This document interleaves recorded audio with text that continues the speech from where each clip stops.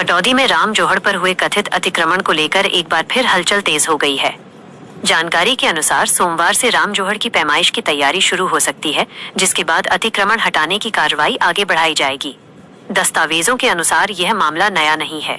पिछले कई वर्षों से राम जोहड़ की भूमि पर कथित अतिक्रमण की शिकायतें विभिन्न विभागों तक पहुंचती रही हैं। Haryana pond and waste water management authority भी इस मामले में पहले पत्राचार कर चुकी है और अब एक बार फिर कार्रवाई की मांग जोर पकड़ती दिखाई दे रही है। स्थानीय लोगों का आरोप है कि जोहड़ की जमीन पर बड़े पैमाने पर पक्के मकान और अन्य निर्माण खड़े कर दिए गए हैं। यदि पैमाइश में ये निर्माण जोहड़ की भूमि के अंदर पाए जाते हैं तो आने वाले दिनों में बड़े स्तर पर तोड़फोड़ की कार्रवाई देखने को मिल सकती है। सबसे बड़ा सवाल ये भी है कि जिन निर्माणों को अवैध बताया जा रहा है उनमें से कई की प्रॉपर्टी आईडी तक जारी हो चुकी है। ऐसे में ये चर्चा भी तेज है कि आखिर ये प्रशासनिक लापरवाही थी, भ्रष्टाचार था या फिर किसी स्तर पर मिलीभगत का परिणाम।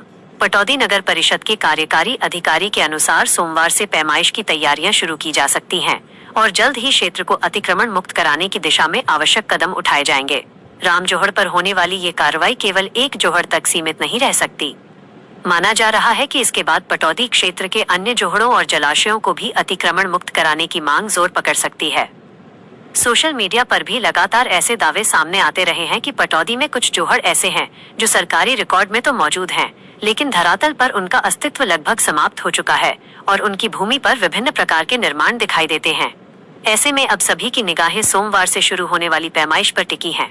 सवाल ये है कि क्या ये कार्रवाई वास्तव में जोहड़ों को उनका मूल स्वरूप लौटाने की दिशा में एक बड़ा कदम साबित होगी या फिर ये मामला भी कागजी कार्रवाई तक ही सीमित रह जाएगा।